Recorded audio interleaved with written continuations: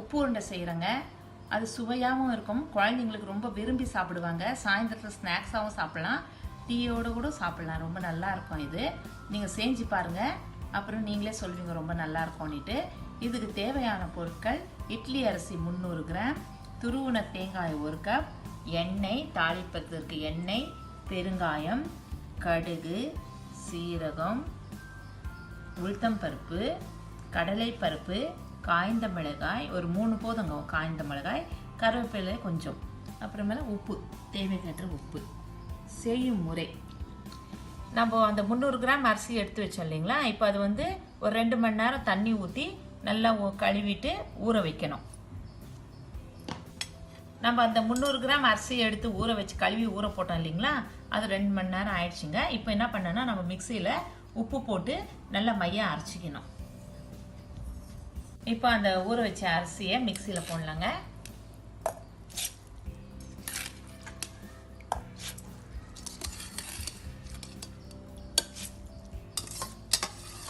நல்லா மையாக அரைச்சிக்கோங்க உப்பு போட்டு.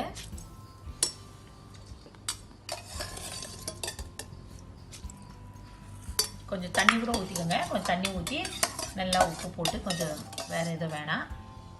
பசங்க நல்லா விரும்பி சாப்பிடுவாங்க, இதை ரொம்ப விரும்பி சாப்பிடுவாங்க. இதில் வந்து உப்பு, சால்ட் தேவை எவ்வளோ வேணுமோ அவ்வளோ தேவைப்பட்டால் 1 ஸ்பூன், 1.5 ஸ்பூன் போடுங்க போதும் சால்ட்.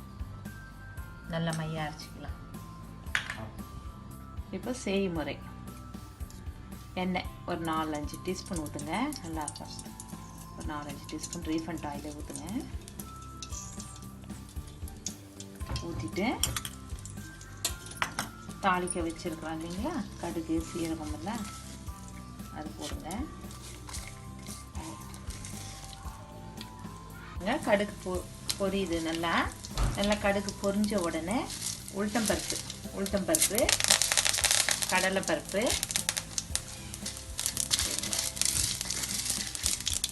உளுத்தம்பருப்பு போடுங்க. நல்லா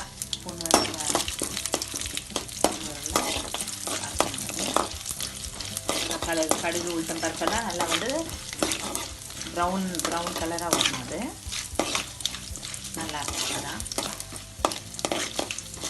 ப்ரௌன் கலராக வந்துட்டு பிறகு காய்ந்த மிளகாய் போட்டு, பெருங்காயம் போட்டு, கருவேப்பிலை போடணும். போதும் பாருங்கள், ப்ரௌன் கலராக வந்துட்டு. இப்போது சிம்மில் வச்சுட்டு காய்ந்த கருவேப்பிலை, காய்ந்த மிளகாய் போட்டு நல்லா வதக்கணுங்க. நல்லா வதக்கிட்டு பெருங்காயம் சிறிதளவு போடணுங்க. நல்லா பெருங்காயம் போட்டால் வாசமாக இருக்கும். அது நல்ல பொண்ணு எல்லாம் வந்துடுச்சு. இதில் தேங்காய் துருவி வச்சுருக்குறோம் இல்லைங்களா, அதைத்தான் தேங்காய் இதில் எண்ணெய் இதில் போட்டு தாளிக்கல சிம்மில் வச்சு இந்த மாதிரி தாளிச்சுக்கோங்க. அந்த எண்ணெயும் போயிட்டு நல்லா வாசமாக இருக்கும் தேங்காய். அப்புறமேல நம்ம அரைச்சி வச்சுருக்கோம் இல்லைங்களா, அந்த உப்போடு சேர்ந்த மாவு அரைச்சி வச்சுருக்கோம் இல்லைங்களா, அதையும் எடுத்து அதில் அப்படியே ஊற்றுங்க. அப்படியே ஊற்றிட்டு நல்லா அப்படியே ஊற்றிட்டு நல்லா வதக்குங்க. அப்படி எதுனா அந்த மிக்சியில் வந்து கொஞ்சம் தண்ணியெல்லாம் ஊற்றி கூட நம்ம கழுவி ஊற்றலாங்க.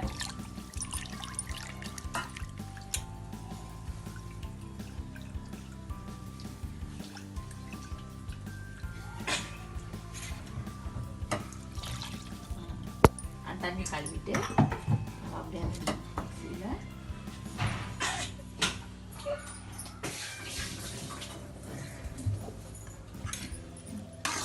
அப்படியே வதக்கணுங்க. அப்படியே நல்லா கெட்டியாக ஆரோலாம் அந்த தேங்காய் அந்த நம்ம தாளிக்கிறோம் இல்லைங்களா, அதெல்லாம் வந்து ஒன்றா சேரணும். அப்படியே சேர்ந்து கெட்டியாக வரும். நல்லா பாருங்கள், அப்படியே பார்த்துட்டே இருங்க. அது விட்டுடாதீங்க, அப்படியே கட்டி ஆகிடும். அது அப்படி தொலைவிட்டே இருங்க.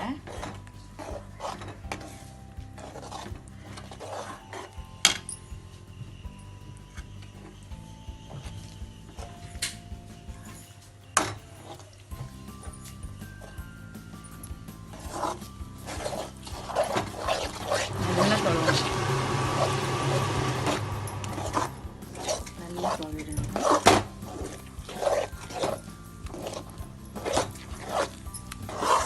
நம்ம உப்பெல்லாம் போட்டுருக்கோம் இல்லைங்களா, அதனால அது ஒன்றும் இதாகாது. நல்லா கெட்டியாகுது பாருங்கள்.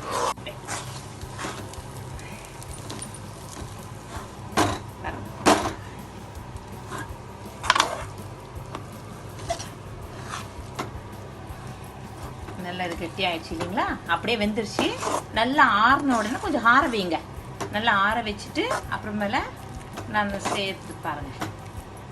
இப்போ பாருங்கள் நல்லா ஆறி எடுத்து பாருங்கள். மாவு நல்லா கெட்டியாக ஆறி எடுத்து பாருங்கள். நம்ம ஸ்டவ்லேருந்து எடுத்த உடனே கொஞ்சம் நேரம் கொஞ்சம் ஆற வச்சுட்டு பாருங்கள், சாஃப்ட் ஆயிடுச்சு மாவு. நல்லா உப்புமா மாதிரி ஆயிடுச்சு பாருங்கள். இப்போ இதுக்கு மேலே என்ன பண்ணோம்னா நம்ம கையில் எடுத்து உருண்டையாக இந்த பாருங்கள், நல்லா உருண்டையாக நல்லா சின்ன சின்னதாக உருண்டை, இந்த கோலா உருண்டை மாதிரி வருது இல்லைங்களா, அந்த மாதிரி கோலா உருண்டை மாதிரி எடுத்து இந்த மாதிரி உருண்டை பண்ணிக்கணுங்க. உருண்டை பண்ணிவிட்டு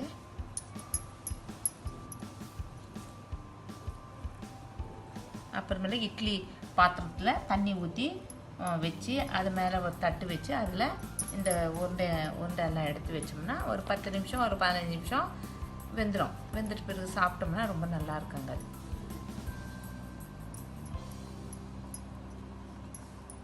இந்த உருண்டை பண்ணி வச்சுருக்கோம் இல்லைங்களா, இந்த உப்பு உருண்டை, அதை எடுத்து இட்லி பாத்திரத்தில் அப்படியே எல்லாம் ஒன்று ஒன்றா அடுக்கி வச்சு ஒரு 15 நிமிஷம் நல்லா ஸ்டவ்வில் வச்சு வேக வைக்கணுங்க. வேக வச்சுட்ட பிறகு நல்லாயிருக்கும் பார்க்குறதுக்கு.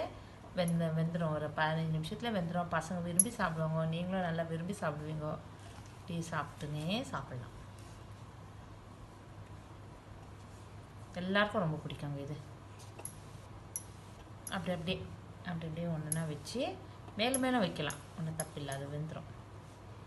கீழே கொஞ்சம் இட்லி பாத்திரத்தில் தண்ணி ஊற்றி மேலே தட்டு வச்சு அதில் உருண்டையாக மேலே வைங்க. நல்லா வெந்துடும்.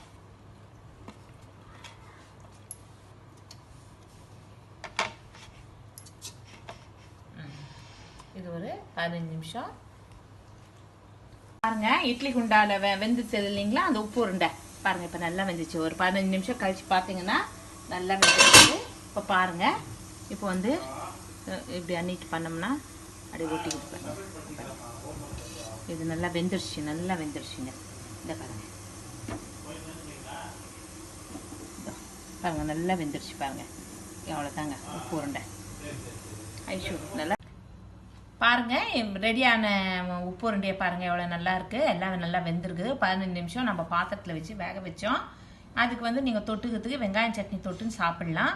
இது வந்து உங்களுக்கு நீங்கள் செஞ்சு பார்த்துட்டு நீங்கள் சொல்லுங்கள் எப்படி இருக்குதுன்னுட்டு. சப்ஸ்கிரைப் பண்ணுங்க.